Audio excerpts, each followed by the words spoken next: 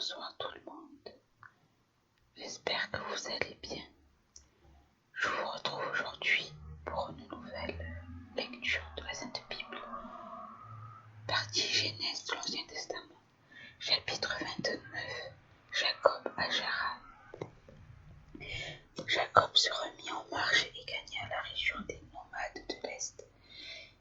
Il regarda, il y avait un puits dans les champs et à côté 3 troupeaux de brebis qui se reposaient, car c'était à ce puits qu'on faisait boire les troupeaux.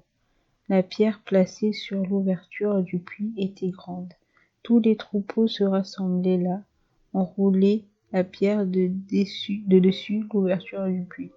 On faisait boire les troupeaux et l'on remettait la pierre à sa place sur l'ouverture du puits. Jacob demanda aux bergers, « Mes frères, d'où êtes-vous » Ils répondirent, « Nous sommes de Charan. » Il leur demanda, « Connaissez-vous Laban, le petit-fils de Nacor »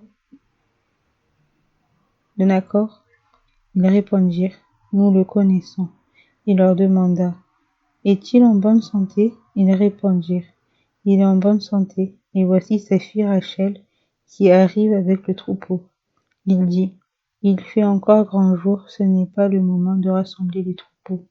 Faites boire les brebis, puis allez les faire brouter. » Ils répondirent, « Nous ne pouvons pas le faire tant que tous les troupeaux ne sont pas rassemblés. » C'est à ce moment-là qu'on roule la pierre de dessus l'ouverture du puits et qu'on fait boire les brebis. Il leur parlait encore quand Rachel arriva avec le troupeau de son père. En effet, elle était bergère. Lorsque Jacob vit Rachel, la fille de Laban, le frère de sa mère, et le troupeau de Laban, le frère de sa mère, il s'approcha, roula la pierre de dessus l'ouverture du puits et fit boire le troupeau de Laban, le frère de sa mère. Jacob embrassa Rachel et se mit à pleurer tout haut. Jacob apprit à Rachel qu'il était un parent de son père, qu'il était le fils de Rebecca. Elle courut l'annoncer à son père. Dès que Laban eut entendu parler de Jacob, le fils de sa sœur, il courut à sa rencontre, l'étreignit tendrement et l'embrassa. Puis il fit venir chez lui. Jacob raconta tous ces événements à Laban. Et Laban lui dit, « C'est certain, tu es bien fait des mêmes os et de la même chair que moi. » Léa et Rachel. Jacob habita 1 mois chez Laban, puis ce dernier lui dit, « Parce que tu fais partie de ma parenté, devrais-tu me servir pour rien? Dis-moi quel sera ton salaire. » Or Laban avait 2 filles. L'aînée s'appelait Léa et la cadette Rachel. Léa avait les yeux fragiles, tandis que Rachel était belle à tout point de vue. Jacob aimait Rachel.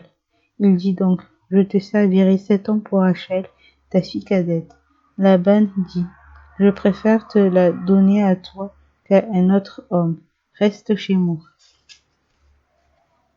Ainsi Jacob servit 7 ans pour Rachel.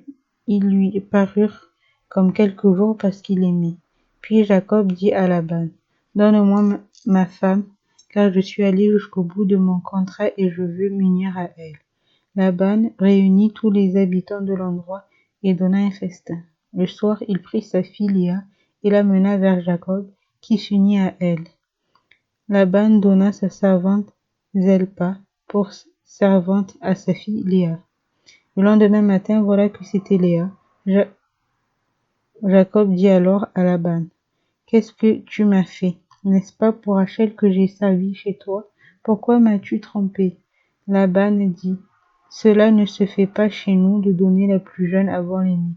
Termine la semaine avec celle-ci, et nous te donnerons aussi l'autre pour le service que tu feras encore chez moi pendant cette nouvelle année. » C'est ce que fit Jacob. Il termina la semaine avec Léa, puis Laban lui donna pour femme sa fille Rachel. Laban donna sa servante Bila pour servante à sa fille Rachel. Jacob s'unit aussi à Rachel, qu'il préférait même à Léa, et il servit encore chez Laban pendant cette nouvelle année. Les enfants de Jacob. L'Éternel vit que Léa n'était pas aimée, et il lui permit d'avoir des enfants tandis que Rachel était stérile. Léa tomba enceinte et mit au monde un fils qu'elle appela Ruben, car elle dit, l'Éternel a vu mon humiliation, et désormais mon mari m'aimera. Elle tomba encore enceinte et mit au monde un fils, et elle dit, l'Éternel a entendu que je n'étais pas aimée, et il m'a aussi accordé celui-ci. Et elle lui donna le nom de Siméon. Elle tomba encore enceinte et mit au monde un fils, et elle dit, cette fois-ci mon mari s'attachera à moi, car je lui ai donné 3 fils. C'est pourquoi on l'appela Lévi. Elle tomba encore enceinte et mit au monde un fils. Et elle dit, cette fois je célébrerai l'Éternel. C'est pourquoi elle lui donna le nom de Judas. Puis elle cessa d'avoir des enfants.